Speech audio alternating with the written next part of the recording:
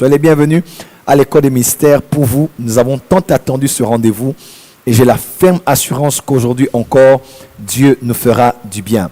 Ce soir, je parlerai du thème les revenants, mythe ou réalité. Alors, de partout où vous êtes, je vous souhaite déjà la bienvenue dans ce direct et j'ose croire que vous allez avoir des lumières concernant ce sujet tant ambigu et ce sujet qui se fait voir de plus en plus.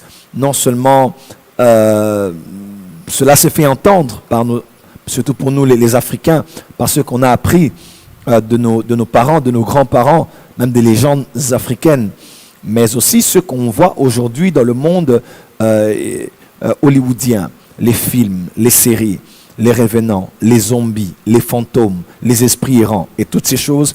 On en parlera déjà de ce que les gens connaissent ou ne connaissent même pas. Et nous allons aboutir dans les Saintes Écritures et ce que la Bible dit à ce sujet. Parce que nous sommes au temps de la fin. 2020-2030, c'est la décennie de la spiritualité. Il ne sera donc pas possible à un chrétien de continuer uniquement à dire « Moi, je vais à l'église, je prie, j'attends le ciel ». En vivant dans un monde où nos enfants vont à l'école, nos enfants vont sur Netflix, nos jeunes gens côtoient des gens, nos parents, certains sont dans des loges occultes, et lorsqu'ils confrontent notre foi avec les choses qu'ils connaissent, nous disons « Je ne suis juste pas convaincu ». Écoutez-moi, frères et sœurs, maintenant il faut aller bien au-delà. Il faut aller à bien au-delà que je ne suis pas convaincu. Il faut avoir les éléments fondamentaux qui peuvent tenir dans un argumentaire, dans un débat pour convaincre dans la douceur ceux qui ne croient pas aux choses auxquelles vous croyez, en connaissant ce qu'ils savent et en expliquant ce qu'ils doivent savoir de ce que dit la Bible. Soyez les bienvenus à l'école des mystères ce soir. À vrai dire que le sujet est tellement vaste qu'une heure ne pourra pas contenir toute la quintessence du sujet, mais néanmoins, je vais aller un peu dans une phase plus ou moins introductive. Je parlerai de la mort, du séjour des morts, des revenants, et je nous mettrai l'eau dans la bouche pour attendre la deuxième partie qui va vraiment entrer en pratique pour commencer à parler des types de revenants.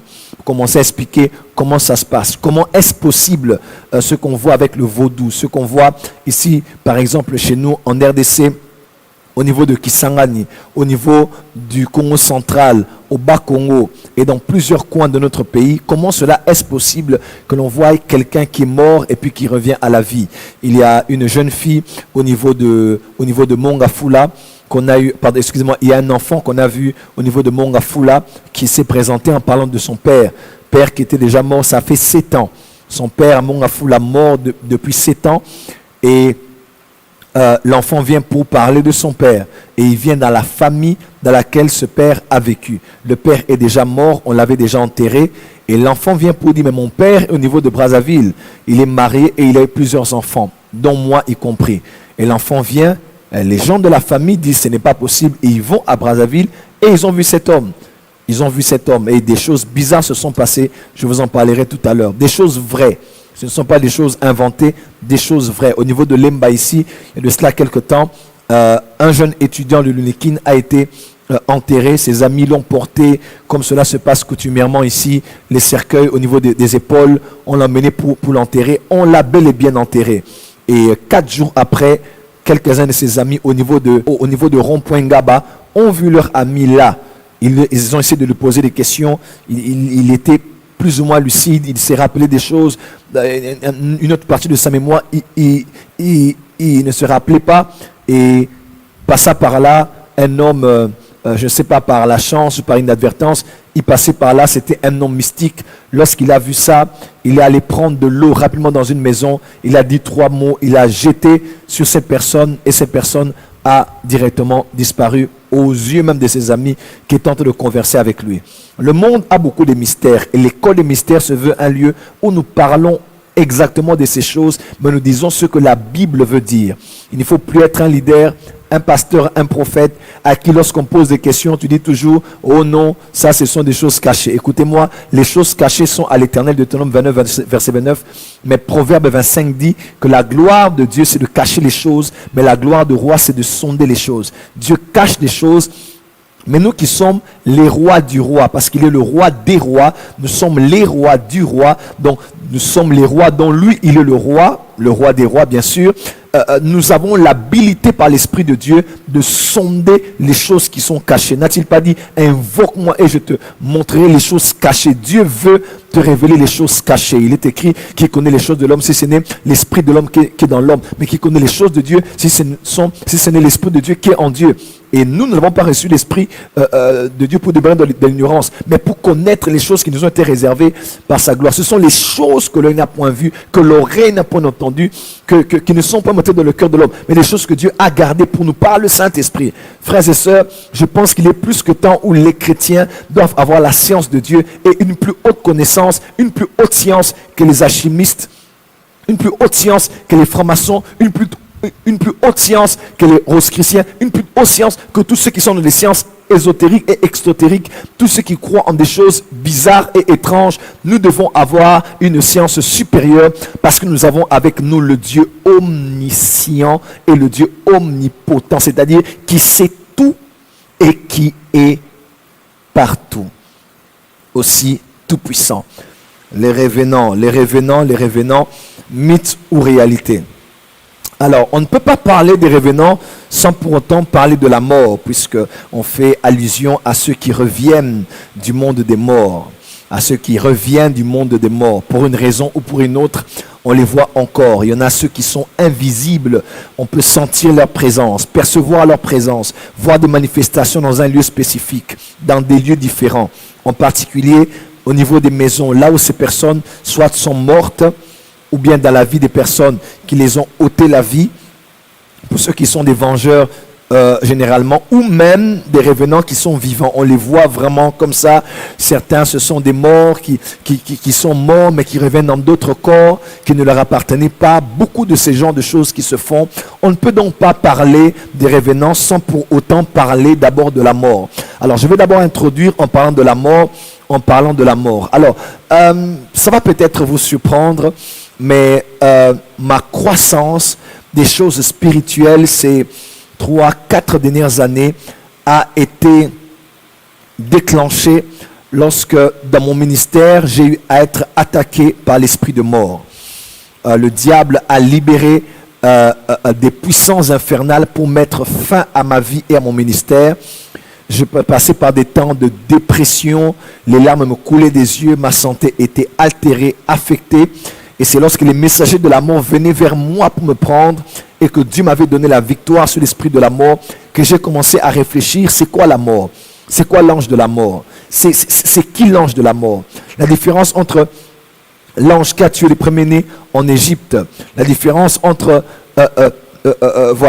ce qu'on appelle dans Apocalypse, vous allez voir dans Apocalypse 9, Abaddon, Apollyon. Qui est-il cet esprit qui est le roi, qui a l'autorité sur le monde des morts? J'ai commencé à étudier sur ces choses parce que vous savez, dans 1 Pierre 1, verset 11 et suivant, on nous fait voir que les prophètes qui avaient prophétisé sur les temps de la grâce avaient fait de leurs prophéties l'objet de leurs investigations et de leurs recherches. En d'autres termes, les prophètes ne prophétisaient pas seulement, mais prenaient leurs prophéties, étalaient leurs prophéties et commençaient à faire des recherches et des investigations sur leurs prophéties. Alors Dieu me disait d'avertir l'église qu'il y avait un esprit de mort qui opérait et qui allait vraiment se répandre pour tuer plusieurs personnes afin que certains ne reçoivent pas Jésus avant leur temps, la principale raison, mais aussi que plusieurs de ceux qui ont l'appel de Dieu ne finissent pas en exploitant totalement ce que Dieu avait mis en eux. Et c'est en prophétisant, déclarant cela, que je me suis dit, tiens, on va s'asseoir et faire des investigations et des recherches sur la mort. Et en regardant sur la mort, les séjours des morts, j'ai commencé à réaliser combien vaste était le monde spirituel et combien il était important que les enfants de Dieu écoutent ces choses, comprennent ces choses, maîtrisent ces choses et grandissent dans ces choses. Ce sont des choses très, très, très importantes. Et c'est là que j'ai commencé à monter, à grandir, et même cela a même ouvert de grandes portes par rapport à ma connaissance et à ma compréhension du monde spirituel. Alors, les scientifiques disent qu'il y a approximativement 50 millions de personnes qui meurent chaque année. 50 millions de personnes qui meurent chaque année. Ils disent encore que il y a eu à peu près 150 milliards de personnes mortes depuis la création du monde, donc depuis l'ère du premier homme sur la terre. 150 milliards de personnes qui sont mortes. La mort, nous vivons avec la mort tous les jours. La mort ici, la mort là-bas, et à la fin de cette année 2020, nous avons connu une grande pandémie. Une épidémie à haute échelle est appelée une pandémie. Une pandémie, nous avons enregistré des centaines, des milliers de morts au monde. Des morts de partout, nous en avons eu. En Italie, aux États-Unis, n'en parlons pas. En France, cela continue et la flèche est tout simplement ascendante. En Afrique, on redoute une deuxième vague qui est déjà là. J'étais avec ceux de Covid hier, ils m'ont dit la deuxième vague à Kinshasa est déjà là.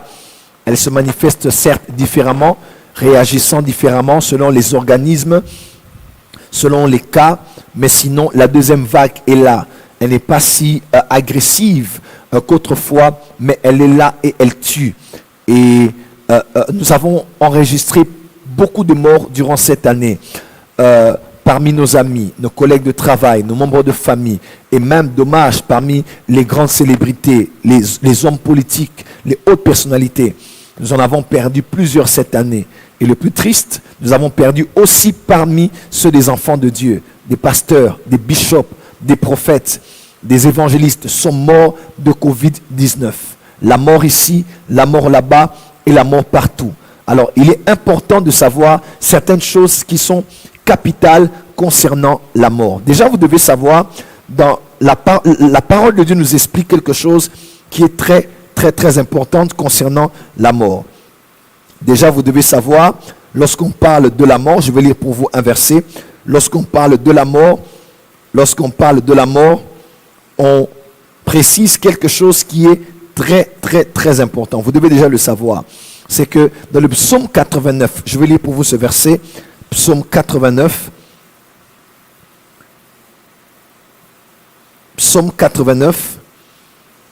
versets 47 et 48. Psaume 89, 47 et 48, il est écrit ceci: rappelle-toi ce qu'est la durée de ma vie et pour quel néant tu as créé tous les fils de l'homme. Donc ma vie a une durée. J'aimerais dire à quelqu'un, ta vie a une durée. Je vais expliquer ça tout à l'heure. Ta vie a une durée. J'insiste, ta vie a une durée. Ta vie a une durée. Et on dit, y a-t-il un homme qui puisse vivre et ne pas voir la mort, qui puisse sauver son âme du séjour des morts? Y a-t-il un homme qui ne puisse voir la mort et qui puisse sauver son âme du séjour des morts? La réponse, il n'y en a pas. Parce que tout celui qui est né d'une femme connaîtra la vie et connaîtra la mort. Ecclésiaste 3, verset 1, 2, 3. Il y a un temps pour naître et un temps pour mourir. La mort d'abord est tout à fait naturelle. Tout ce qui vit, se meut, finira par mourir. Tout ce qui vit, se meut, finira par mourir. Un animal finira par mourir. L'espèce animale finit par mourir. L'espèce végétale, même l'être humain, connaît un début et connaît une fin. Après la mort, après la chute, après le péché d'Adam, le péché adamique, tous ceux qui sont sortis des hommes ont connu la mort. Caïn a été le premier à mourir, enregistré dans la liste de ceux qui sont morts de l'humanité. Abel a été le premier à mourir de mort préméditée. Il a été assassiné, tué par la main de son propre frère. Écoutez-moi très bien. Abel est mort et tous après ont commencé à mourir. Même Mathusalem est finalement mort. Qu'ils eurent vécu une centaine d'années, des milliers d'années, ils ont tous fini par mourir parce que tout ce qui naît finit par mourir. Et vous devez déjà le savoir, enfants de Dieu. Toute mort n'est pas d'abord diabolique. Toute mort n'est pas spirituelle. Toute mort n'est pas à diaboliser ou à spiritualiser. Il est mort parce que Satan l'a tué. Elle est morte parce qu'il y a eu ceci ou qu'il y a eu cela. La mort naturelle aussi existe lorsque un homme a écoulé la durée de ses jours sur la terre. Écoutez-moi, lorsque vous allez en pharmacie, vous allez voir un produit pharmaceutique, il y a une date de fabrication et une date de péremption. Même les boîtes de conserve, il y a une boîte de fabrication et une date de péremption.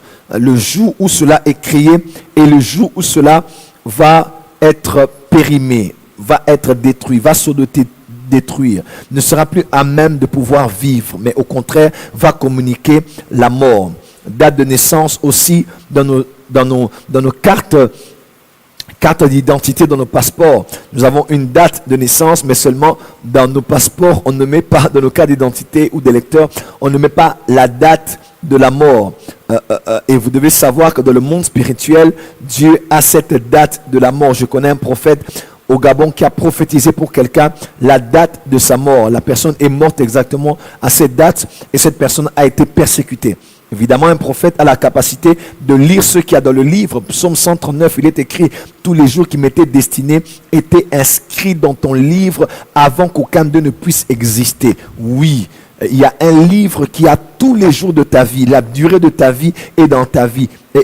Et dans un livre. Et un prophète a la grâce et la capacité d'entrer dans ce livre. Ainsi, il peut voir ton passé, il peut voir ton présent, il peut même voir ton futur et la fin de ta vie terrestre. Je répète, la fin de ta vie terrestre. Donc, parler de la mort n'a rien à voir avec le fait d'appeler les esprits de mort, comme certains chrétiens vous le diront. Si je dis, moi, Joël Francis, je vais mourir, vous allez voir mes fils spirituels qui vont dire: papa, tu ne vas pas mourir, tu ne connaîtras pas la mort. Au nom de Jésus, je chasse la mort. Oh, retire cette parole de ta bouche, car la vie et la mort sont au pouvoir de ta bouche. Nous t'interdisons de parler de la mort au nom de Jésus. By fire, by power, by thunder, by force. Nous chassons l'esprit de mort qui commence à revendiquer, réclamer la vie de notre Père spirituel. Nous chassons la mort. Mes frères et sœurs, la mort va atteindre tout être humain. Il est irresponsable en tant que chrétien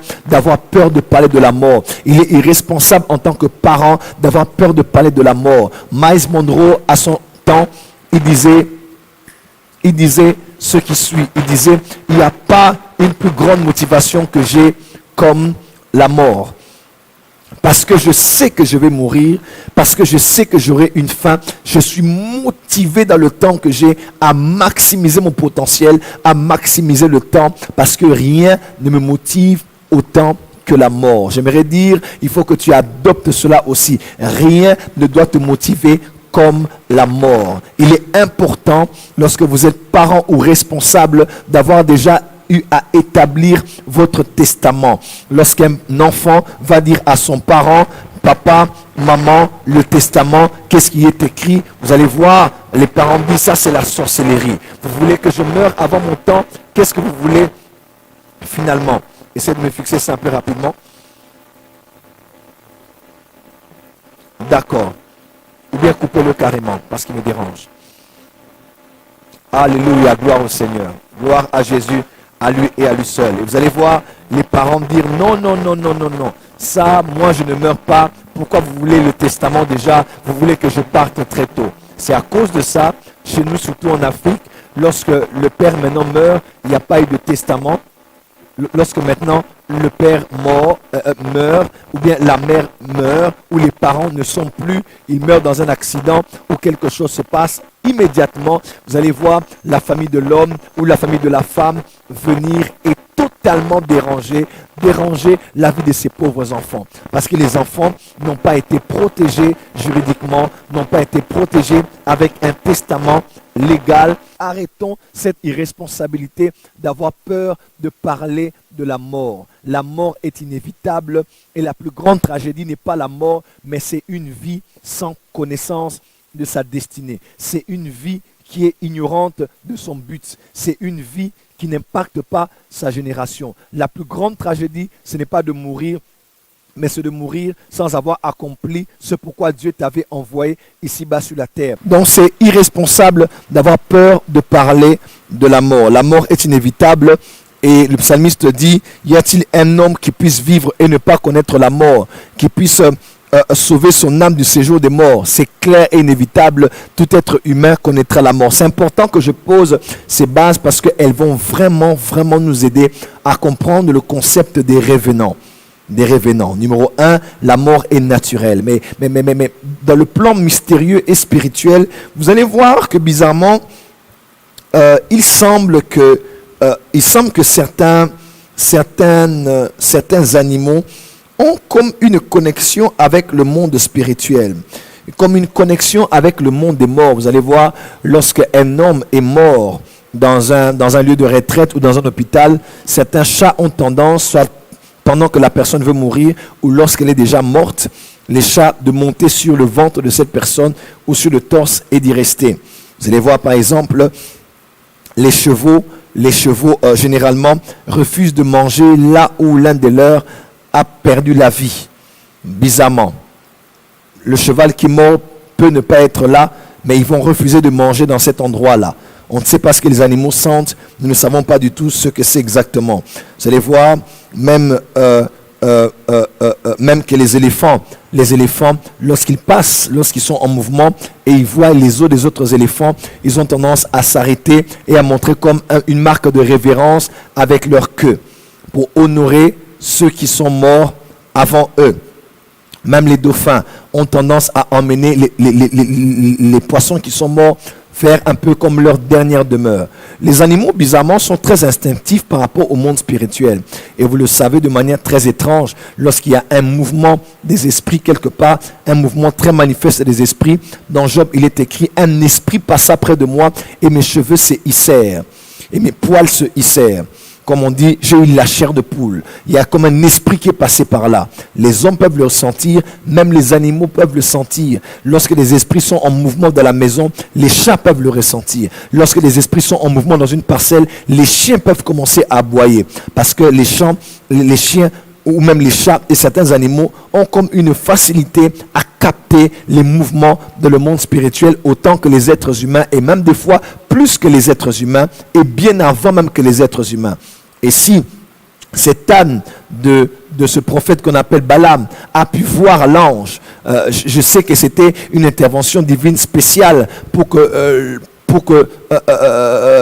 Balaam soit limité dans son avancée, mais je sais aussi que c'est très très très important à pouvoir réaliser que les animaux ont aussi la capacité de voir les anges, de voir les esprits, de voir les démons, de capter, de sentir la présence des esprits impurs.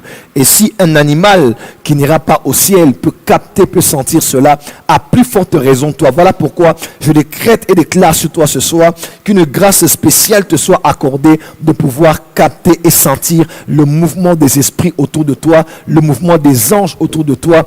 Et même lorsque les esprits impurs veulent entrer dans ta maison, tu as la capacité de les capter et de les ressentir. On peut encore parler de la mort ce soir dans beaucoup de choses. Alors, déjà pour vous expliquer comment toute chose commence, vous devez déjà savoir que chaque être humain a une durée de vie sur terre. Déjà, vous devez savoir que Dieu nous a créé esprit. Genèse 1, verset 26, 27, Dieu a créé l'homme et la femme à son image. Ok? Il a créé leurs esprits. Dans le chapitre 2, on explique maintenant comment Dieu a formé l'homme. Le verset 26, 27 de Genèse 1 parle de bara. Bara, donc créé à partir du néant. Dieu a créé l'esprit de l'homme et l'esprit de la femme. Ils étaient nulle part que dans sa pensée. Et il les a créés. Il les a donné la vie. Ils étaient esprits, immatériels, sans corps physique. Dans le Genèse chapitre 2, on dit maintenant Dieu forma l'homme avec la poussière de la terre. En d'autres termes, Dieu avait formé l'argile et il a pris l'esprit de l'homme et de la femme de Genèse 1 et il les a introduits comme ça dans le corps, dans l'argile, le Adama, l'argile et le contact de la terre et de l'esprit, cette fusion a conçu ce qu'on appelle l'âme. L'âme est proche du corps, proche des œuvres de la chair. L'âme aussi est proche de l'esprit parce qu'elle est immatérielle autant que l'esprit. Et au commencement, l'homme était esprit, il avait une âme, il était dans un corps. Il était esprit, il avait une âme, il était dans un corps. L'être immatériel est entré dans l'être matériel pour commencer à se mouvoir ici-bas sur la terre. Et c'est un principe que Dieu avait établi. Les esprits, lorsqu'ils viennent sur la terre, ils ont besoin d'un corps visible pour se manifester et s'exprimer. Très important, l'invisible a besoin du visible pour communiquer avec les visibles. Je répète, les immatériels ont besoin du matériel pour communiquer avec le matériel. L'intangible a besoin du tangible pour communiquer avec les tangibles. C'est ainsi que Dieu, qui est esprit, devait entrer dans le corps d'un homme, d'une femme appelée Marie, pour communiquer avec les hommes. Et ainsi, il était Dieu à 100%, un homme à 100%. Pourquoi homme à 100%? Parce que Dieu 100% devait toucher tous les hommes qui avaient sur la terre jusqu'à ce jour. Ainsi, mes frères et sœurs, vous devez savoir que votre esprit existe déjà. Lorsque vous voyez dans l'éternité, dans la pensée de Dieu, quelque part au paradis, j'ai eu à visiter plusieurs fois le ciel, vous allez voir, il y a des endroits où les esprits existent, mais qui n'ont pas encore revêtu le corps de chair. Et dans Hébreu, vous allez voir, il est écrit, Christ parlant à son Père, il disait ceci, il disait, tu n'as voulu ni sacrifice ni holocauste, mais tu m'as donné un corps, ô Dieu, pour faire ta volonté. Je répète, tu m'as donné un corps, ô Dieu, pour faire ta volonté. Donc, c'est celui qui n'avait pas de corps qui parlait à son Père. Il disait, Père, maintenant tu me donnes un corps pour faire ta volonté, parce que dans le livre, il était question de moi. Vous allez voir ça dans Hébreu chapitre 6, Hébreu chapitre 7. Tu n'as voulu ni sacrifice ni holocauste, mais tu m'as formé un corps, ô Dieu, pour faire ta volonté. En d'autres termes, le Fils éternel de Dieu, le Verbe créateur, parlait à son Père et disait, voilà, je suis esprit, mais je dois sauver ces gens, parce que dans le livre, il est question de moi. En fait, les agneaux, les boucs, tous ces sacrifices-là n'étaient que des ombres qui imageait, qui préfigurait ce que j'allais accomplir. Il était question de moi. Mais maintenant, moi-même je viens, tu me donnes un corps pour faire ta volonté. Écoute-moi très bien. Dieu t'a donné un corps pour faire sa volonté. Tel que tu es là, tu existais, tu étais déjà créé en tant qu'esprit. Quelqu'un m'entend? Tout être humain est d'abord un esprit. Il est quelque part dans le monde invisible, dans l'éternité. Et pour venir sur la terre maintenant, voilà, lorsqu'un homme et une femme s'accouplent, Dieu maintenant envoie cet esprit. L'esprit entre lorsque la vie commence. La vie commence, la vie commence. Le sang est en mouvement, le cœur est en mouvement, la vie commence. Et surtout, lorsque la femme met au monde, l'esprit qui était invisible porte le visible et entre dans la terre. Ainsi, il a une date de naissance. Je suis né un 4 octobre à Bonn en Allemagne. Tu es né un 5 mai, l'autre est né un 30 juin, l'autre même un 25 décembre qu'on appelle généralement les Emmanuel, les Noël et ainsi de suite. C'est le jour où ton esprit est légalement entré sur la terre des hommes, a respiré l'air et a commencé le programme de Dieu pour lui. Donc l'esprit vient sur la terre par ce qu'on appelle la naissance et sort de la terre par ce qu'on appelle la mort. Ainsi, le corps rentre à la terre où il a été tiré, et l'esprit rentre à Dieu qui l'avait créé. On dit dans Ecclésiaste.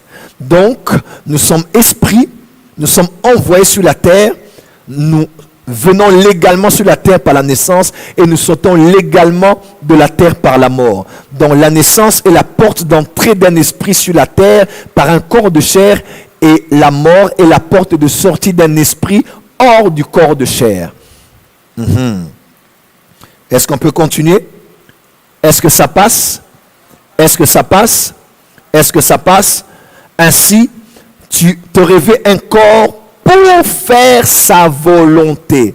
En d'autres termes, lorsque Dieu te donne un corps, c'est pour que dans le temps où ton esprit est abrité par ce corps de chair, tu puisses, là où tu es, accomplir une volonté de Dieu. Il est écrit, David mourut après avoir servi au dessein de Dieu dans sa génération.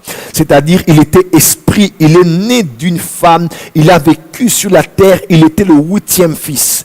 Il a servi au dessein de Dieu toute sa vie, et lorsque les temps furent accomplis, la mort est arrivée, son esprit est sorti du corps pour rentrer à Dieu, et son corps fut enterré avec ses pères.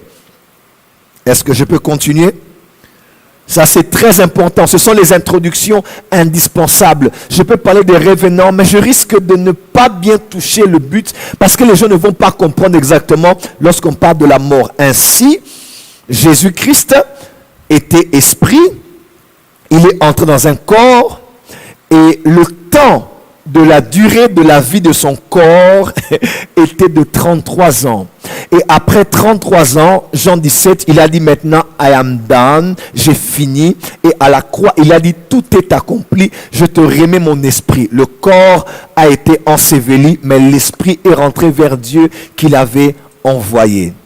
Mes frères et sœurs, ainsi, dans la vie, la plus grande tragédie, ce n'est pas de mourir jeune.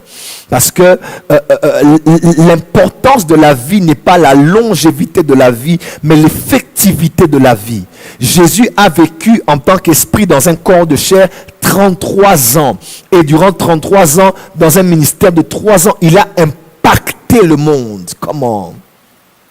Il s'appelait Alexandre le Grand. Il n'avait même pas 40 ans. Il a impacté le monde avec la civilisation grecque. Même les Romains ont été impactés par ça. Ainsi, on parle des Gréco-Romains. Parce que les Grecs ont impacté les Romains. Les Romains continuent même à parler le grec. C'est eux qui ont mené l'école, la démocratie et toute notre civilisation actuelle est grecque. Bien que nous savons qu'elle est égyptienne parce qu'ils furent inspirés d'abord de l'Afrique. Écoutez-moi très bien. 33 ans il a vécu et 33 ans il a fini. Le plus important n'est pas de vivre 120 ans sans impact, n'est pas de vivre 60 ans sans impact. Je préfère vivre 40 ans pleinement vécu en impactant ma génération, en vivant dans la pureté et en attendant la première résurrection pour l'enlèvement, que de vivre longtemps, avoir bien travaillé et dans mes dernières années, j'ai mal fini ma vie et je rentre vers Dieu ou je vais même en enfer après avoir vécu une vie minable et misérable. Mes frères et sœurs, je déclare ainsi pour toi ce soir qui me suis dans cette école de mystère, tu ne mourras pas avant ton temps. Le plus important de la vie n'est pas la longévité, mais l'effectivité. Le plus important n'est pas de dire que quelqu'un a vécu 100 ans. Non, loin de là. Le plus important, même si j'ai vécu 25 ans, mais j'ai impacté ma génération durant mes 25 ans. Mais je décrète et déclare sur toi, ta vie sera pleine en qualité et en quantité. Tu vivras non seulement longtemps dans la longévité, mais tu vivras aussi dans l'effectivité. Même à ton âge avancé, tu vivras longtemps pour impacter ta génération. Bon anniversaire au pasteur Benny Hinn qui a un peu moins de 50 ans de ministère et plus de 70 ans d'âge. Mes frères et sœurs, vivant longtemps mais continuons à inspirer le monde, à écrire des livres, à gagner des âmes, à impacter une prochaine génération, à élever encore d'autres. Je ne veux pas vivre longtemps, je veux vivre mon temps. Je ne veux pas vivre longtemps, je veux vivre mon temps. Et si mon temps prendra longtemps, alors je serai content. Oh, quelqu'un peut dire avance, prophète, très fort. Je décrète et déclare sur toi là où tu es, tu ne mourras pas avant ton temps. Ainsi, je le rappelle, nous sommes esprits. Légalement, nous entrons sur la terre par ce qu'on appelle la naissance. Et nous sortons de la terre pour entrer là où nous sommes venus dans le monde immatériel par ce qu'on appelle la mort. La naissance est la porte d'entrée et la mort est la porte de sortie. Ainsi, faites attention à ces deux lieux. On connaît la naissance par ce qu'on appelle la maternité. On connaît la mort généralement par ce qu'on appelle l'hôpital ou le cimetière. Ainsi, tout lieu où il y a naissance, ce sont des lieux généralement où des esprits viennent sur la terre.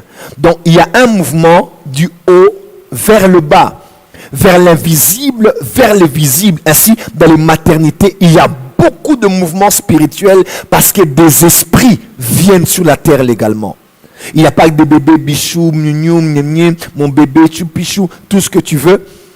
Il y a des mouvements spirituels dans les maternités parce qu'il y a des esprits qui viennent du monde immatériel et entrent sur la terre. C'est ainsi qu'il faut faire très attention aux maternités parce qu'il y a beaucoup de mouvements spirituels, mais aussi faire attention aux hôpitaux et faire attention aux cimetières parce que là, il y a departure. C'est vraiment comme à l'aéroport. Arrival and departure. Arrivée et départ. On arrive par la naissance et on part par la mort. Ainsi, il faut faire très attention dans les lieux où il y a beaucoup de départs. Il y a des lieux où il y a beaucoup de mouvements spirituels, où il y a la mort. Des lieux où il y a beaucoup d'entrées sur la terre. Il faut faire attention parce qu'il y a beaucoup de mouvements des esprits. Est-ce qu'on peut continuer? Est-ce qu'on peut continuer? Aujourd'hui, je suis dans l'introduction. J'aimerais vraiment vous permettre d'abord de comprendre, lorsqu'on parle de la mort, de quoi il s'agit exactement. Ainsi, je prie pour quelqu'un qui me suit ce soir. Tu ne mourras pas avant ton temps. Je décrète et déclare sur toi, tu ne mourras pas avant ton temps. Je décrète et déclare, tu vivras longtemps, ton temps, et tu seras content. Mais j'annule toute mort prématurée. J'annule toute mort prématurée au nom de Jésus-Christ. Voilà pourquoi tu dois savoir quel est le but de mon corps. Mon corps ne m'a pas été donné pour être habillé, coiffé, mécopé, tressé ou tout ce que vous voulez, parfumé. Le corps m'a donc été donné pour faire la volonté de Dieu. Ainsi, j'ai ce corps, je suis un esprit dans un corps pour faire quelque chose. Un homme, un pasteur baptiste a dit ceci. Il a dit quelque chose que j'ai beaucoup aimé. Tout homme en venant sur la terre vient comme un missionnaire. Tu es venu sur la terre avec une mission. Et tu ne dois pas mourir sans avoir accompli cette mission. J'interdis à la mort de venir. Et même si elle était déjà prévue en cette fin d'année, je décrète et déclare dans le nom de Jésus, tu ne mourras pas avant ton temps au nom de Jésus-Christ. Est-ce qu'il y a quelqu'un qui peut acclamer pour le Seigneur là où il est? Nous sommes en train de continuer à monter. Là où tu peux acclamer très fort. Et nous sommes en train de continuer à monter ce soir. Tu ne mourras pas avant ton temps. Tu ne mourras pas avant ton temps. Je vous donne un petit exemple. Je travaille à Kinshasa. Et je m'appelle Alain. Je suis envoyé, par exemple, en mission de service à Anvers. Envoyé en mission de service à Rabat, au Maroc. Envoyé en mission de service à Ouaga, au Burkina Faso. Mission de service de 30 jours. OK? On m'envoie par ma société en mission de service de 30 jours. Voilà. 1, on me donne une mission. On définit la mission. 2, on me donne la durée de cette mission. 3, on me donne les frais de mission. J'ai 3 éléments. 1, j'ai la mission bien définie. 2, j'ai la durée de la mission. 3, j'ai les capacités, j'ai les moyens de ma politique pour subvenir à mes besoins tout au long de cette mission. Et lorsque la mission est finie, qu'est-ce que je fais? Je suis rappelé ou bien je rentre là où j'étais envoyé. Surtout vous comprendrez cela lorsqu'on parle des corps diplomatiques ou bien même des ambassadeurs. Amen. Regardez bien et comprenez bien ce que je veux dire maintenant. C'est exactement cela. Dans l'éternité, Dieu vous a choisi. Il a jugé bon que c'était le temps pour vous de venir sur la terre. Peut-être que votre mère a été violée, votre père ne désirait pas cette naissance, ou même que cela s'est passé au moment où on ne s'attendait pas à une grossesse. Mais Dieu seul est le Dieu qui choisit le temps dans lequel il veut envoyer un esprit sur la terre. Et même les circonstances. Jephthé est né d'une femme prostituée, mais ça n'a pas bloqué les desseins de Dieu pour sa vie. Le plus important n'est pas comment tu es né, n'est pas d'en vouloir à ceux qui ont manigancé des choses lorsque tu es né. Le plus important n'est pas la mort de quelqu'un, comment la personne est morte. Jésus est mort sur un bois, mais sa mort a donné la vie. Pierre est mort sur une croix renversée. Ésaïe est mort scié. Plusieurs apôtres du Christ sont morts comme des martyrs. Le plus important, ce n'est pas comment on est ou comment on meurt, mais comment on vit. Le plus important n'est pas comment je suis né, où je suis né, dans quelles circonstances de tristesse, de douleur, né en chemin, né dans un avion, né indésiré. Peu importe comment tu es né. Mort comment? D'un crash d'avion, oh Miles Monroe. Mort comment? Oh tué. Mort comment? Oh par maladie. Écoutez-moi, même Élisée est mort de maladie. Le plus important n'est pas comment je suis né, n'est pas comment je vais mourir, mais comment je vais vivre sur la terre. Parce que ce qui va impacter les prochaines générations et l'éternité n'est pas comment je suis né et où je suis né, n'est pas comment je suis mort et où je suis mort, mais comment j'ai vécu, mon caractère, mon tempérament, mes actions, mes réactions et mes réalisations. C'est ça qui va compter, c'est ça qui va impacter le monde. Ce n'est pas comment je suis né ou pas comment je suis mort, mais c'est comment j'ai vécu sur la terre. Ainsi, j'aimerais insister sur quelque chose. Toi aussi, on t'a appelé, on t'a désigné, on t'a donné une mission. La mission est clairement définie. Tu as un but, une destinée et une volonté de Dieu pour toi. Tu es envoyé où sur la terre, le lieu de ta mission, comme Anvers, Ouaga, ou Rabat, ou Kinshasa. Toi, c'est sur cette terre des hommes. Tu es né dans cette famille, dans ce pays, en ce temps, dans cette génération. Mais Dieu t'a aussi donné des frais de mission. Les frais de mission, ce sont tes talents, tes grâces, tes potentiels, tes capacités. Tout ce qu'il a mis en toi qui te donneront la capacité de réaliser cela. Le pouvoir des talents, le pouvoir des relations, le pouvoir de l'intelligence. Dieu a mis en toi des choses très, très importantes. Toi aussi, tu as un lieu de mission. Toi aussi, tu as une mission. Toi aussi, tu as des frais de mission. Mais toi aussi, as une durée de la mission. Il ne faut jamais oublier ça. Toi aussi, tu as une durée de ta mission. Certains, la durée de leur mission, c'est 60 ans. Après, Dieu les prend. 40 ans, il les prend. Jésus, c'était 33 ans. D'autres 80, d'autres 100 ans. La durée de ta mission, dès qu'elle est finie, tu repars. Ainsi, ne passe pas ton temps dans des futilités, dans des choses, dans des choses ayant à trait avec la vanité, mais concentre-toi sur ta destinée. Ainsi, la vie ne commence pas lorsqu'on est né. L'existence commence le jour où tu es né, mais la vie commence le jour où tu découvres pourquoi tu es né. L'existence commence le jour où tu es né. Lorsque tu nais, tu existes comme le vent, comme les moustiques, comme les chiens, comme les arbres, comme la faune, comme la flore. Tu existes, mais tu ne vis pas encore. La vie maintenant commence le jour où on comprend le but de son existence. J'existe pour tel but. J'existe pour telle chose. C'est là que la vie commence. Et un autre homme a dit, il existe 2 jours qui sont les plus importants ici sur la terre. Ce sont numéro 1, le jour où tu es né. Numéro 2, le jour où tu découvres pourquoi tu es né. Come on. Ma prière ce soir et en cette fin d'année est que tu découvres pourquoi tu es né. Alors écoutez-moi très bien. Dieu a déterminé une durée de ta vie ici-bas sur la terre. C'est 30 ans pour certains, 40, 60, 70. La vie et la mort sont des mystères. Vous allez voir dans la Bible des fois, il y a des vies qui ont été écourtées. Des fois, des vies qui ont été prolongées à certaines conditions. La vie et la mort sont de grands mystères. Et je crois que la Bible nous a donné beaucoup d'éléments pour comprendre, pour avancer et pour maîtriser ces choses. Écoutez-moi très bien, mes frères et sœurs dans le Seigneur. Que veut dire esprit de mort? L'esprit de mort, ce n'est pas la mort naturelle, la fin de votre durée de mission de service. L'esprit de mort, c'est quand dans vos 40 ans de vie, le diable décide, lisant ce que Dieu fait avec vous, votre but ou votre destinée, se décide de pouvoir écourter votre durée de vie sur terre. C'est-à-dire, vous ne vivez plus 45 ans, mais vous mourrez à 20 ans, à 25 ans. C'est ce qu'on appelle esprit de mort. L'esprit de mort, ce n'est pas la mort. L'esprit de mort, ce n'est pas l'esprit d'un mort. L'esprit de mort, c'est d'abord un esprit que le diable envoie pour écourter la durée de la mission de service d'un homme sur la terre. Et le diable sait ce que Dieu veut faire avec toi. Quelqu'un m'a dit, est-ce que Satan connaît le futur? Satan, dans un certain contexte, il connaît le futur.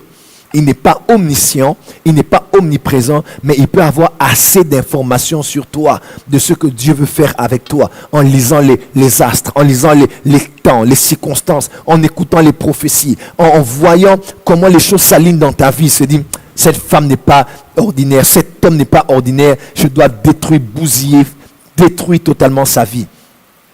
Et l'esprit de mort qui t'attaque en cette saison veut tout simplement mettre fin à la durée de ta vie sur la terre, tant pour les chrétiens que pour les non-chrétiens.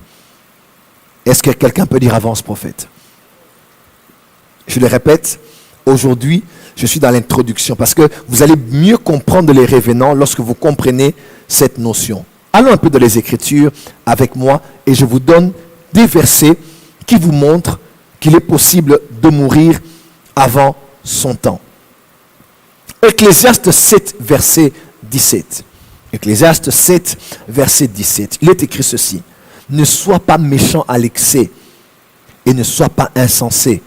Pourquoi mourrais-tu avant ton temps?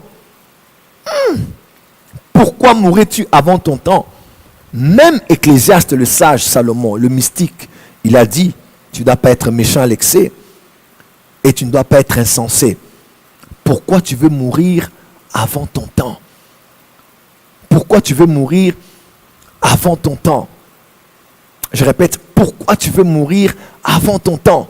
Donc, il y a des hommes et des femmes qui peuvent mourir avant leur temps. Psaume 55, verset 23.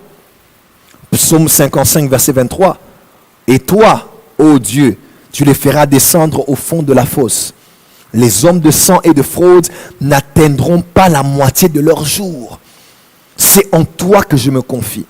Donc les hommes méchants, les hommes de fraude, ils ne vont pas atteindre la moitié de leur jour. Donc ils ont des jours, ils ont des années bien déterminées. Mais à l'allure où leur vie continue là, ils ne vont même pas atteindre la moitié. Donc il y a des personnes qui meurent n'ayant même pas atteint la moitié de leur vie sur la terre. Job 15, versets 32 et 33. Elle arrivera avant le terme de ses jours et son rameau ne verdira plus. Elle arrivera avant le terme de ses jours. Il y a un terme à tes jours, mais il y a des esprits qui peuvent arriver bien avant cela. Proverbe 10, verset 27. La crainte de l'Éternel augmente les jours, mais les années des méchants sont abrégées. Donc, il y a des gens qui ont des années. Nous avons tous des années. Mais on peut abréger tes années lorsque tu as une certaine qualité de vie. On peut abréger tes années lorsque tu as certains actes que tu poses.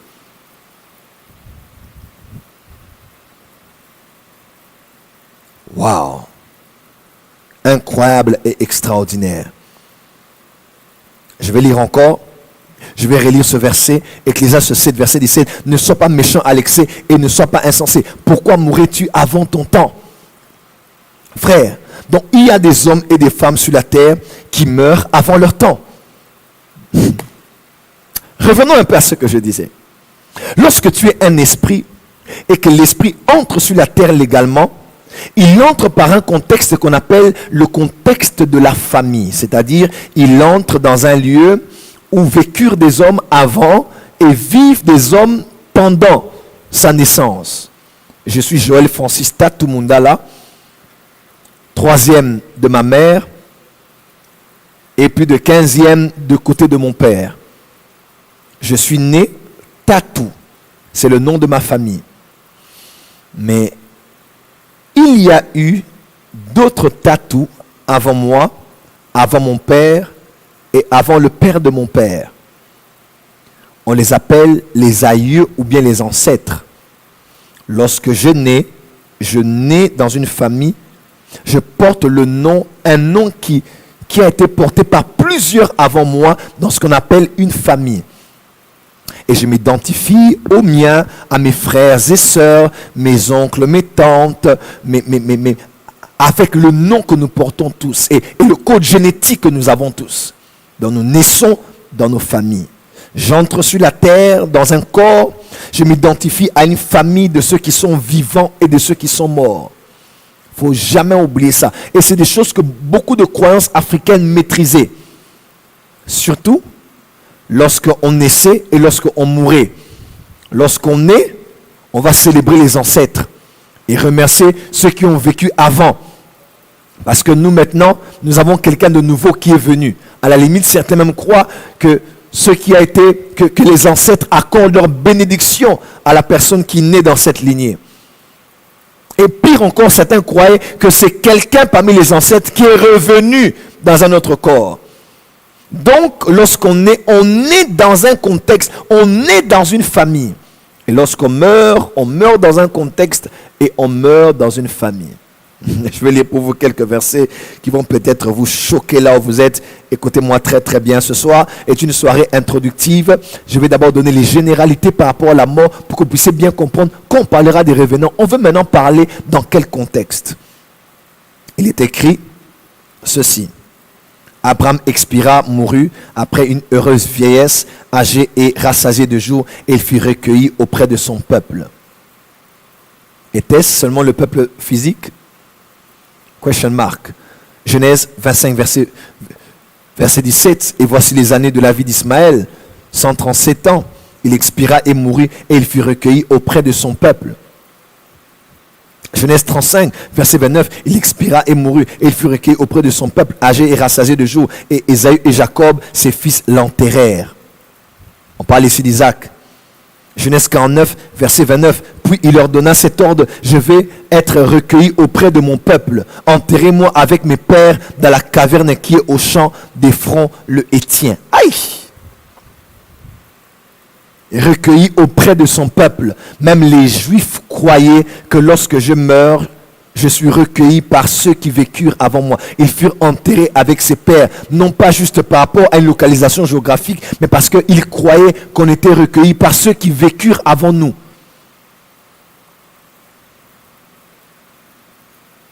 C'est ainsi que chez nous, les Noirs, généralement, les Bantous, les Peuls, les Nilotiques ou les autres, nous croyons fermement, comme les Juifs, que nous sommes recueillis avec nos ancêtres. On dit aux ancêtres de les recueillir. Et vous allez le voir dans les messes des requiem. Vous allez le voir dans certaines cérémonies funèbres. Qu'est-ce qu'on fait? On dit, Jacques, voilà, tu es parti. Salut papa de l'autre côté. Salut maman. Salut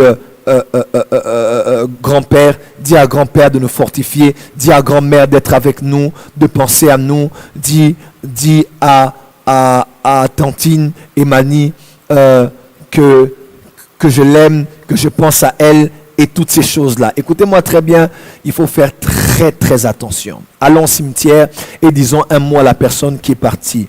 Oh frère, je t'aimais tellement, voilà tu es parti, salut ceci, salut cela. Ce sont des croyances vraies. Mais en tant que chrétiens, nous n'encourageons pas ces pratiques parce que ça établit un contact entre vous et le monde des morts. Entre vous et le monde des morts. 1er août, je vais aller me recueillir. À certaines périodes de l'année, je vais aller parler à papa. Je vais aller parler à maman. J'ai besoin qu'elle me fortifie. J'ai besoin qu'elle soit avec moi. J'ai besoin qu'elle me donne la force. J'ai besoin qu'elle me donne la sagesse. Qu'elle me donne l'intelligence. Papa, je suis là. Ça fait longtemps que je ne suis plus venu te voir. Je sais peut-être que tu es fâché. Ces jours-ci, je vois que mes affaires n'évoluent pas. Je suis plus que sûr que c'est parce que tu n'es pas content avec moi. D'ailleurs, tu étais venu dans mes songes et tu m'as parlé. Et d'ailleurs, tu as parlé à notre sœur cadette pour lui dire que tu n'étais pas fier de moi. Et ainsi de suite. Vous allez même voir des gens. Papa, maintenant que tu pars, reviens de temps en temps dans les songes. Reviens de temps en temps dans nos rêves pour nous parler. Reviens de temps en temps dans nos visions. Quand je dors, reviens, apparais-moi. Rassure-moi que tu es avec moi. Fortifie-moi. Et c'est souvent le travail des médiums. Un médium ne veut pas dire un sorcier, un médium veut dire un intermédiaire.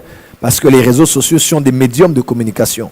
Le micro est un médium, c'est un canal, c'est un canal par lequel on passe pour communiquer quelque chose. Balaam est un médium. Et les médiums font un pont entre les vivants et les morts. Et ok, qu'est-ce que tu vois? Voilà, je vois. Elle s'appelle Myriam. Oui, c'est Myriam. Oui, mais je la vois, elle est comme ça. Oui, c'est ma grand-mère. Oui, elle sourit. Elle dit qu'elle est avec toi. Elle t'aime et ainsi de suite. Et c'est ce que les médiums font généralement, établissant des contacts entre ceux qui sont morts et ceux qui sont vivants. Des fois, c'est entre les démons et les vivants, mais des fois, c'est vraiment aussi avec ceux qui sont morts, parce que les morts, comme on dit, ne sont pas morts. Est-ce qu'on peut continuer? Que la terre de nos ancêtres vous soit douce et légère. Vous voyez un peu ces genres de phrases? Que la terre de nos ancêtres vous soit douce et légère. Les ancêtres, recueillez votre petit-fils, recueillez votre général, recueillez votre héros, accordez-lui une place parmi vous. Là où vous êtes honorés, recueillez notre frère, recueillez notre père. Et c'est généralement ce que nous faisons. Parce que l'être humain croit réellement que la mort n'est pas la fin, mais ce n'est que le commencement. Est-ce que quelqu'un peut dire avance prophète?